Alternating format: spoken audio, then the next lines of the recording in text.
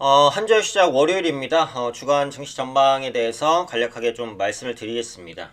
일단은 국내 시장은 이번 주에 좀 좋은 출발을 보여주고 있어요. 코스피와 코스닥도 상승폭을 조금 키워가는 구간이고요.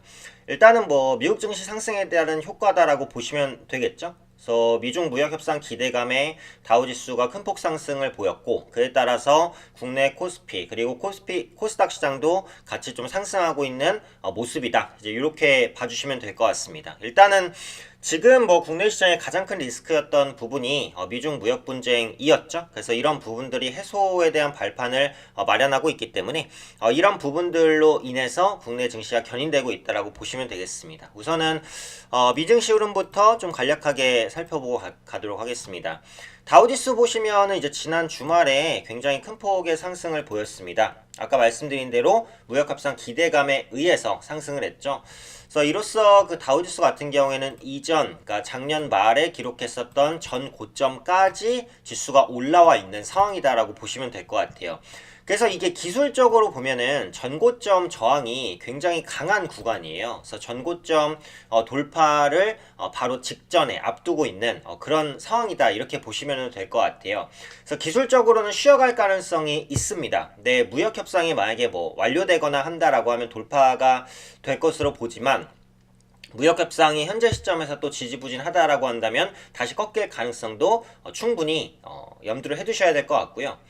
기존의 리스크였던 게 그 미국과 중국의 협상 마감 시한이었어요. 그게 3월 1일이었거든요. 그런데 아마 이제 마감 기한이 연기될 가능성이 높아졌습니다. 그래서 이런 시간적인 압박에서는 좀 벗어났다라고 보시면 될 것 같고, 트럼프 대통령이 했던 말들이 좀 시장의 투자 심리를 개선시키는 데 도움이 됐죠.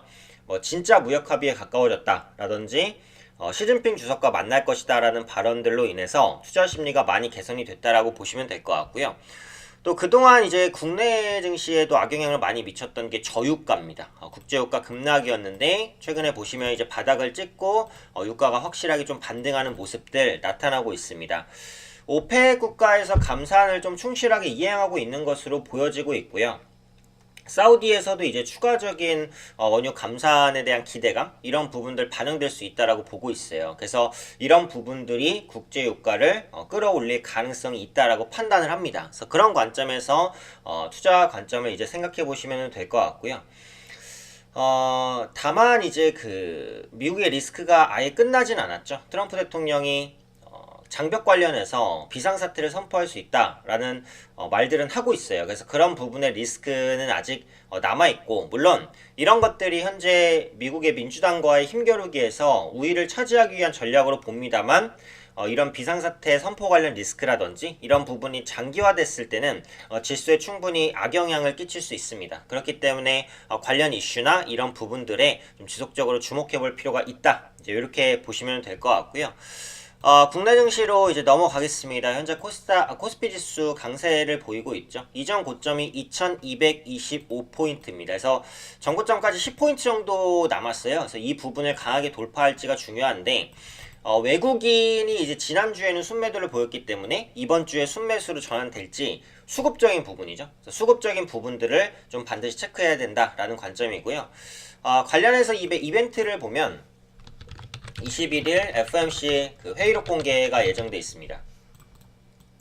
그래서 지금 미국 같은 경우 금리 인상을 조금 천천히 하겠다라고 밝힌 상황이기 때문에 현재 시점에서는 뭐 그렇게까지 큰 우려를 하진 않아도 돼요. 근데 이번 회의록에서 만약에 그 대차대조표 축소 조기 종료가 구체적으로 언급이 됐다라고 한다면 시장의 호재로 작용할 수 있습니다. 그래서 이런 부분들에 있어서 구체적인 언급이 있는지 이런 부분들 보시면 되겠고요. 주 후반에는 연준위원회 연설도 예정이 되어 있어요. 그래서 미국의 금리 정책 관련해서 언급들이 좀 나올 텐데, 시장이 주목할 만한 언급들이 나오는지를 한번 보시면 될 것 같고요. 또 한 가지 추가적으로 확인해 보셔야 될 게 이제 환율입니다.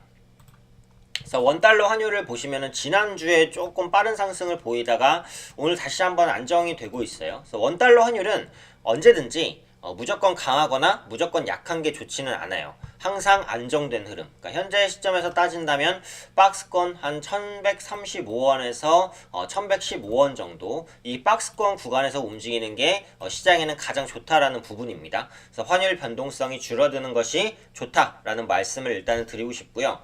내부적으로 보시면 이제 한국의 2월 수출 지표 발표가 예정이 되어 있어요.